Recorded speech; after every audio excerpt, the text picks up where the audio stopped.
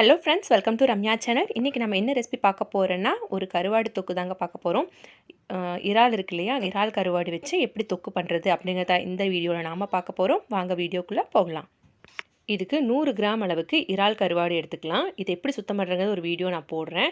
இப்போ சிம்பிளாக உங்களுக்கு சொல்கிறேன். ஒரு வானலியில் இந்த இறால் கருவாடை போட்டு லைட்டாக ஒரு லோ ஃப்ளேம்லேயே வச்சு ஒரு 5 மினிட்ஸ் நல்லா வதக்கி எடுத்துட்டு, அதுக்கப்புறம் ஒரு துணி மேலே போட்டு நசுக்கி எடுத்திங்கனாலே மேலே இருக்க தோல் எல்லாமே கழட்டிட்டு வந்துடும். இப்போ வந்து ஒரு 10 நிமிஷம் வெதுவெதுப்பான தண்ணியில் அதை ஊற வச்சுக்கலாம். அது ஊறிட்டுருக்கட்டும். அதுக்கு ஒரு பேஸ்ட் ரெடி பண்ணிக்கலாம். 1 ஸ்பூன் அளவுக்கு சோம்பு எடுத்துக்கோங்க. 10 பல்லு சின்ன வெங்காயம், 4-5 வெள்ளை பூண்டு, 1 இன்ச் அளவு இஞ்சி எடுத்துக்கலாம். இது எல்லாமே நம்ம ஃபைன் பேஸ்ட்டாக அரைக்க போகிறோம். இது கூடவே நாம் ஒரு மீடியம் சைஸ் தக்காளியும் ஆட் பண்ணிக்கலாம். அதையும் சேர்த்து நல்லா ஃபைன் பேஸ்ட்டாக அரைச்சிக்கலாம். ரொம்ப ஈஸியான ரெசிபி தான். சூடான சாதத்தில் இந்த தொக்கு போட்டு சாப்பிட்றப்ப செம டேஸ்ட்டாக இருக்கும். பழைய சாதத்துக்கும் கடிச்சிட்டு சாப்பிட்லாம். கண்டிப்பாக ட்ரை பண்ணி பாருங்கள். இப்போ இதை நல்லா ஃபைன் பேஸ்ட்டாக அரைச்சி எடுத்து வச்சுக்கலாம். நம்ம சேனலில் ஃபர்ஸ்ட் டைம் பார்க்குறவங்களா இருந்தால் மறக்காமல் சப்ஸ்கிரைப் பண்ணிக்கோங்க. இப்போ ஒரு கடாய் வச்சு அதில் ஆயில் போட்டுக்கலாம்.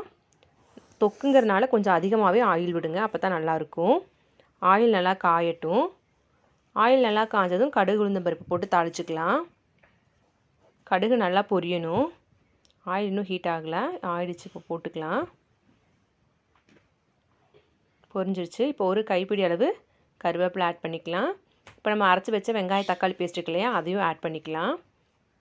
ஆட் பண்ணிவிட்டு மிக்ஸி ஜாரை கழுவி அந்த தண்ணியும் நான் ஆட் பண்ணிக்க போகிறேன். நம்ம வெங்காயம் தக்காளி எல்லாமே பச்சையாக சேர்த்துருக்கோம். அதனால் அந்த பச்சை வாசம் போகணும் இல்லையா, அதுக்காக தண்ணி ஆட் பண்ணிக்கோங்க. நான் இன்றைக்கி 200 ml வந்து தண்ணி ஆட் பண்ணியிருக்கேன். 200 மில்லி தண்ணி ஆட் பண்ணியிருக்கேன். பாருங்கள் எவ்வளோ தண்ணியாக இருக்குது பாருங்கள். இது நல்லா கொதித்து நல்லா சுண்டி வரணும். அப்போ தான் அதில் இருக்க பச்சை வாசம் ஃபுல்லாக போகும். இப்போ 1 ஸ்பூன் அளவுக்கு மல்லித்தூள் ஆட் பண்ணிக்கலாம். நல்லா கலந்து விட்டுக்கலாம். மல்லித்தூள் கலந்து அது கூட நல்லா வெந்து வரட்டும். அப்போ தான் நமக்கு திக்னஸ் கிடைக்கும் கிரேவி, மல்லித்தூள் சேர்த்துனா தான்.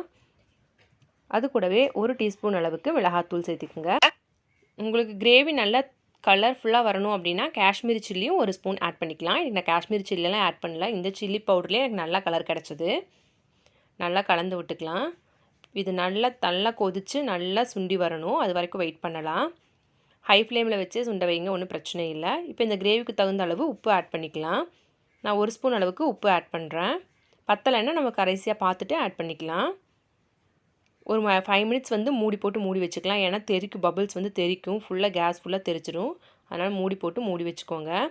5 மினிட்ஸ்க்கு அப்புறம் ஒரு மிளகாய் எடுத்து 2ஆக கட் பண்ணி உள்ளே ஆட் பண்ணிக்கிறேன். அது வந்து நல்லா ஃப்ளேவருக்காக தான் ஆட் பண்ணுறேன். அந்த பச்சை மிளகா வாசத்தோடு தொக்கு சாப்பிட்றப்ப செம டேஸ்ட்டாக இருக்கும். நல்லா கலந்து விட்டுக்கலாம். மறுபடியும் நம்ம மூடி போட்டு மூடி வச்சுக்கலாம். ஒரு 2 நிமிஷத்துக்கு ஒருக்கா எடுத்து கிளறி விட்டு மூடி போட்டு மூடி வைங்க. எல்லாம் அடி பிடிச்சிக்கும். அடிக்கு ஒருக்கா எடுத்து கலந்து விட்டுக்கோங்க. பாருங்கள் திக்காயிருச்சு. முதல்ல எவ்வளோ தண்ணியாக இருந்துச்சு, இப்போ எந்த அளவுக்கு திக்காயிருக்கு பாருங்கள். நல்லா கலந்து எடுத்துக்கலாம். சைட்லலாம் ஒட்டிக்கும், அதெல்லாம் அப்பப்போ எடுத்து விடுங்க. ஓரளவு திக்னஸ் வந்தோடனே லோ ஃப்ளேமுக்கு மாற்றிக்கோங்க. உங்களுக்கு தொக்கு வந்து எந்த அளவுக்கு கெட்டியாக வேணுமோ அதுக்கு முன்னத்த ஸ்டேஜ் வரப்போ நீங்கள் வந்து இந்த கருவாடை வந்து ஆட் பண்ணிக்கலாம். ப்ரான்ஸை வந்து ஆட் பண்ணிக்கலாம். ஓகேவா? ரொம்ப கெட்டியாக வேணும் அப்படின்னா நல்லா கெட்டியாகிறதுக்கு முன்னாடி ஒரு ஸ்டேஜ் வரும் இல்லையா, அந்த ஸ்டேஜில் நீங்கள் ஆட் பண்ணிக்கோங்க. இந்த அளவு எனக்கு கெட்டி போதும், அதனால் இப்போ நான் ஆட் பண்ணிக்கிறேன். இறாலை ஃபுல்லாக சுத்தம் பண்ணி எடுத்து ஆட் பண்ணிக்கிறேன்.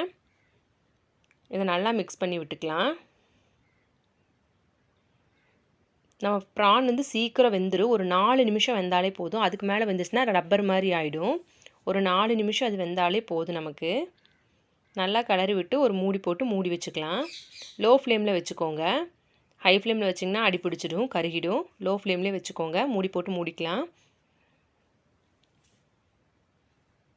இப்போ ஓப்பன் பண்ணி பார்க்கலாம். பாருங்கள் எப்படி எண்ணெய் மேலே பிரிஞ்சு வந்து நிற்கிது பாருங்கள். ப்ரான்ஸும் நமக்கு நல்லா வெந்திருக்கு.